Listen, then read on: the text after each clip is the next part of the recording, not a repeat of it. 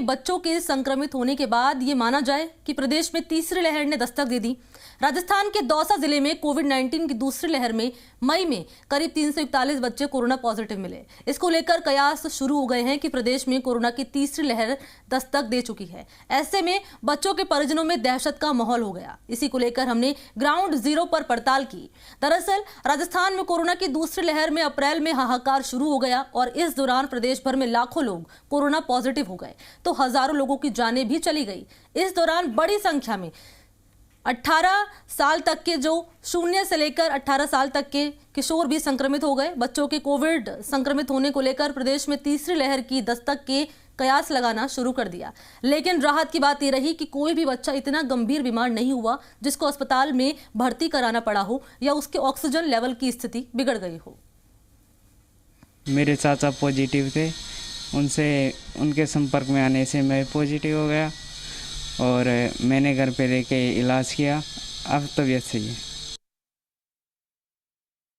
मैं आपको बताना चाहूँगा दौसा ज़िले में अभी 1000 से कम एक्टिव केसेस हैं टोटल।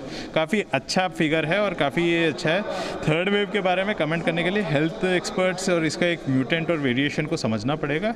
तो it is too early to talk about a third wave right now. देखिए, अभी तीसरी लहर का जो अंदेशा है वो बच्चों के लिए सरकार पूरी तरह से तैयारी में है। जिस तरह से कोरोना की पहली और दूसरी लहर से हम लोग निपटे हैं, तीसरी लहर के लिए भी हमारी तैयारी चल रही है। लेकिन हम सब लोग मिलके अगर प्रयास करेंगे और अनवांटेड घर से बाहर ना निकलना, हमारी सोशल डिस्टेंसिंग की पालना करना, इन तमाम चीज़ों का ध्यान रखेंगे तो तीसरी लहर से हम अपने बच्चों को बचा सकते हैं।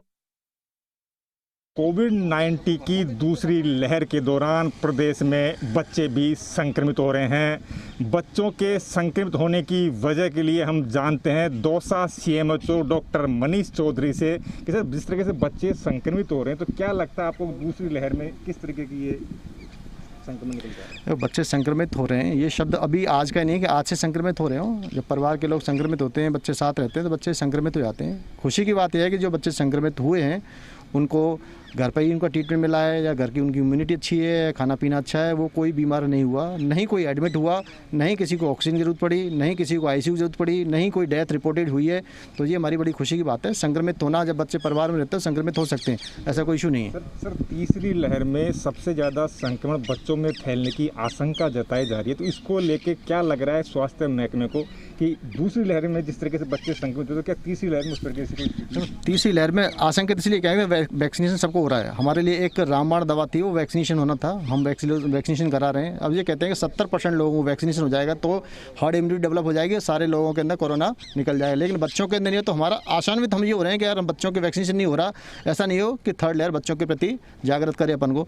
लेकिन मेरा मानना ये है कि बच्चे जो संक्रमित हो रहे हैं उनकी खुद की इम्यूनिटी इतनी अच्छी होती है, संक्रमण को झेलने की क्षमता उनके अंदर है, उनकी इम्यूनिटी पावर इतनी अच्छी है कि वो बीमार नहीं हो पा रहे हैं।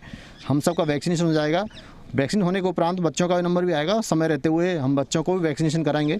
और मैं नहीं सोचता कि थर्ड लहर के अंदर बहुत ज़्यादा परेशानी आने वाली है या थर्ड लहर आएगी भी नहीं आएगी। मैं भी इससे आश्वस्त नहीं हूँ, ये मेरा पर्सनल बयान भी हो सकता है कि मैं नहीं सोचता कि थर्ड लहर भी आएगी। हम ये कंट्रोल करेंगे, कोशिश करेंगे इसको। तीसरी लहर में बच्चों को संक्रमित होने की आशंका जरूर जताई जा रही है, लेकिन सेकंड लहर के दौरान जो बच्चे संक्रमित हुए हैं वो परिजनों के संपर्क में आने से हुए हैं। ऐसे में उनमें संक्रमण का कोई बड़ा बेहद खतरा नजर नहीं आया। सामान्य उपचार के बाद वो घर पर रहकर ही ठीक हो गए। लक्ष्मी अवतार शर्मा, जी मीडिया, दौसा। और अब